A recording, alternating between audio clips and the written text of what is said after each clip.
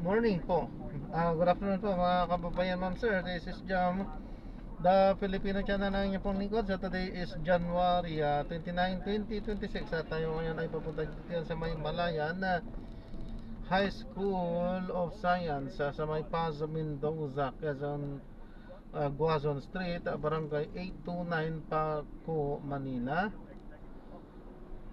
At dadalhin po natin yan sa may Hard Rock, Uruguay Street, San Isidro, Makati.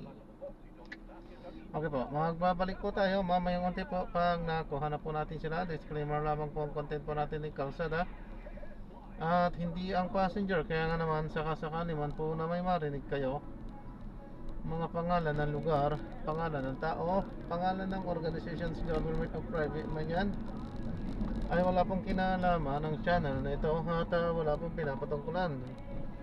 Lahat po ng pinag-uusapan dito at pawang dito lamang po yan sa loob at wala pong pinapatungkulan sa labas. Okay po, magbabalik po tayo mamayang konti pag nakuha na po natin sila. Samantala, makinig tayo ng mga nagbabagong balita at mga talakayan habang tayo pupunta doon sa ating pick up area. Wala yan.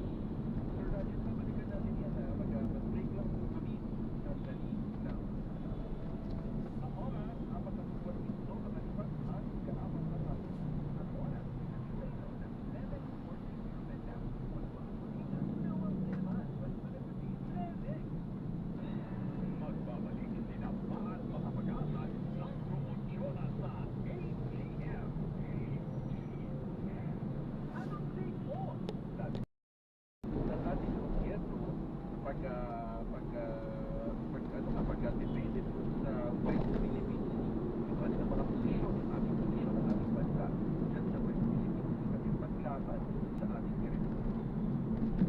Tama, no? Hindi lang tama, sinusuporta ng mayorya ng ating kababayan, yung posisyon ng gobyerno na ipagtanggol, no, ang karapatan nating bilang isang bansa sa ilalim ng international law.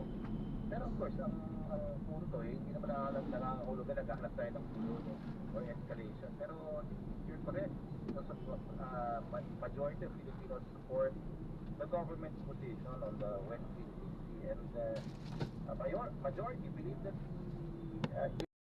kapayapaan, katatagan sa region. So we're here to assert our rights, pero we're also here to make sure that while we assert our rights peacefully and diplomatically, we do it with a long view na peace and prosperity sa ating region. So hindi mo nangangahulugan pag pinaglalaban natin ang ating karapatan, gusto na natin manggulo. Lahat na. Sabi lang, Galit-galit na, ito ay oo. akin. Ina-assert lang natin yung ating rights under international law, and that we still want to do this within the framework of peace and prosperity in our region. So yun ho, importante ho. Naintindihan ho ng mga kababayan natin itong pananaw ng na lagi-lagi yung ina-assert ng ating gobyerno. Ang nais daw ng Pangulong Ferdinand R. Marcos Jr., sinabi ni Palace Press Officer Attorney Pierre Castro, firm action with diplomacy. So, sa kabilang banda, parang dapat po bang mag-ingat-ingat din, no? Yung sino man, lalo yung opisyal ng ating pamahalaan na magbitaw ng mga salita na nakakasakit sa diplomasyang umiiral sa dalawang bansa. Well, yeah, siyempre, alam mo naman, there are always diplomatic channels, there's a procedure that exercise, no? May mga mekanismo in place para hindi ma-escalate, no? Pero ang problema kasi yung response ng individuals, no? Both from the Chinese embassy in particular, and some of our politicians and bloggers, no? May mga talaga nag-escalate talaga ng away na to, no? And or lang hindi pagkakaintindihan, no? And that's where we are now, escalating words, no? Yung issue na to, it has to be clear. Asserting our rights under international law doesn't mean we want to fight, we want to look or escalate tension. It means standing firm while keeping our channels open, and always diplomasya talaga natin. Yun yung gusto naman ating kababayan sa issue na to, no? Lumalabas sa survey, close to 60% of our own kababayan want government to do two things. One is really talagang use all diplomatic efforts to reduce tension in the area and assert our rights by expanding our presence in that part of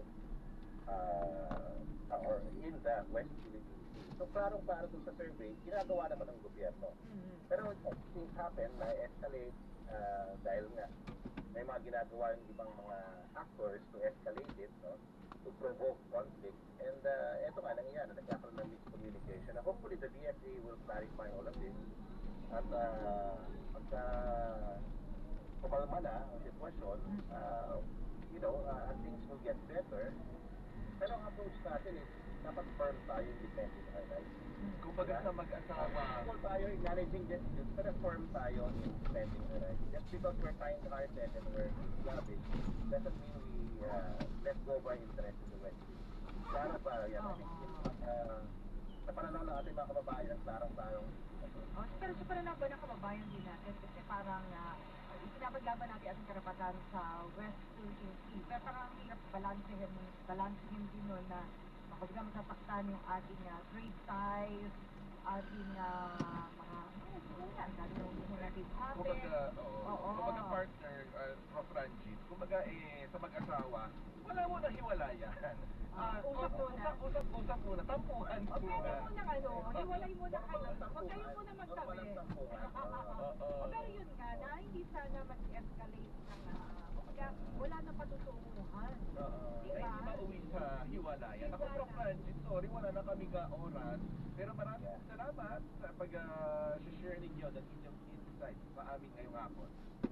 Maraming salamat sa inyo. Thank you.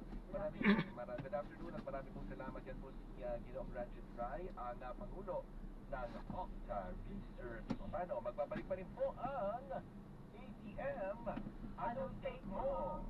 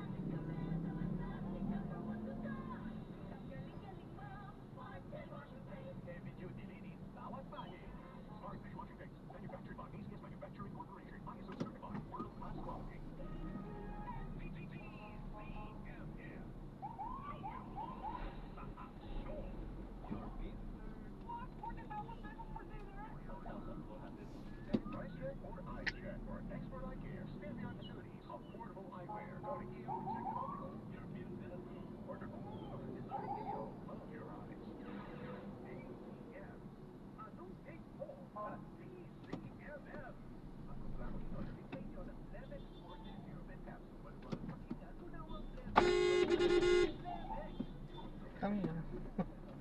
Kinakawayan na siya ng enforcer eh.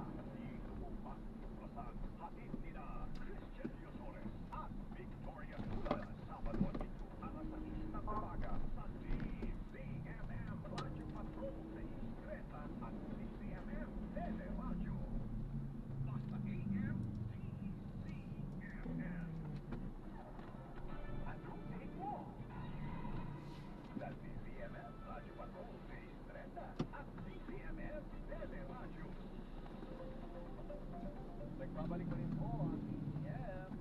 Anong take mo? Wala tayo nag-report order.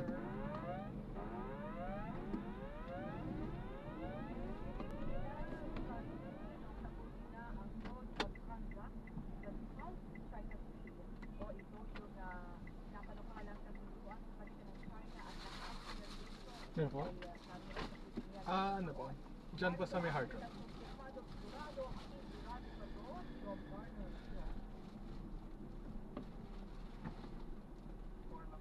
Dito na lang.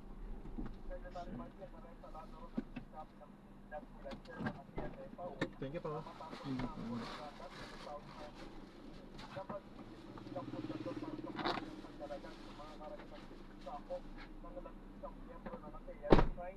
Para maisang katuparan ito, magkakaroon naman ng harapan ng buwan ng technical working. Ang mga kinatawa ng ASEAN para mapabilis ang legislasyon sa Timor Leste. We, the Philippines, So, parang, chair, will have monthly face-to-face meetings with the and that has been a commitment in a proposal,